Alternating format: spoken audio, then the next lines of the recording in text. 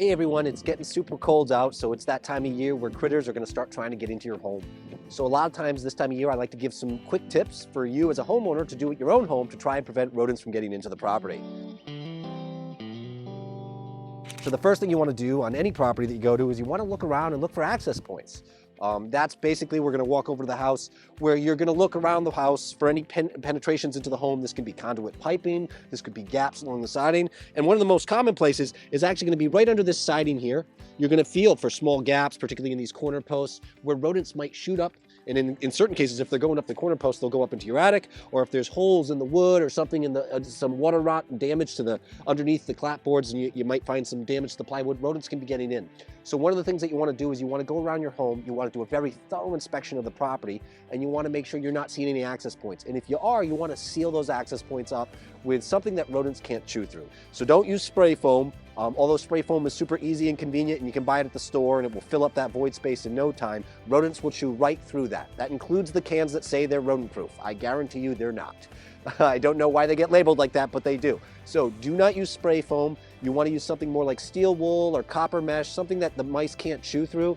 Preferably copper over steel wool. Steel wool will rust over time outside and it may break down. The copper mesh won't have that issue and it will last a lot longer. So after you've done that, the next thing you want to do is you want to make sure that you have a nice clean yard. All right, what I mean by that is you want to keep the vegetation well groomed. You want to make sure that you're raking up the leaf debris. You want to make sure that there's not a bunch of stuff out in the yard. That creates harborage or hiding places where the rodents will seek to stay or get cover from the colder weather or hide from predators, but also will attract them to your yard. And then if they're in your yard, it's only a matter of time before they can make their way into the house, scavenging and just looking for food.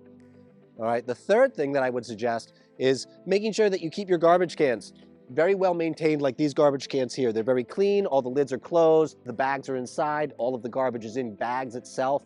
Sometimes I go to homes where people put the garbage actually in the trash cans without putting it in a bag. This is a terrible idea. You don't want to do that. You don't want to make it easier for the pests, for the rodents or critters to get to that garbage. So you want to make sure you have clean trash cans. You want to make sure that it's sealing up correctly, the lids are closed, and you're keeping the garbage in bags.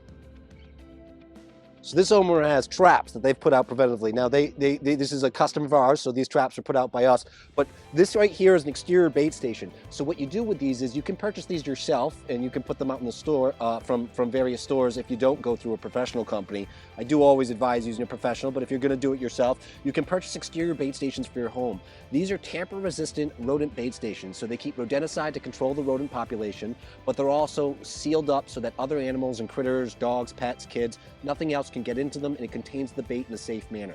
So make sure that if you are doing any preventative trapping at your home and you're setting up bait, that you're using tamper-resistant bait stations. Most of the time when you buy the bait at the store, it comes with either the tamper-resistant bait station in the package or the bait's actually already in the tamper-resistant bait station, and they'll just suggest you put it out.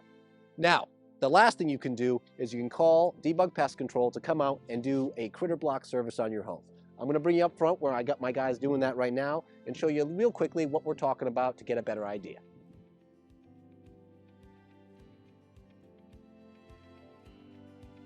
So I got the guys over here working on sealing up the house. So my first tip to you was sealing up entry points. Well, there's no better way to do that than going with critter block. Critter block is when the technicians come out to your home, and what they're going to do is they're actually going to bend and fold metal.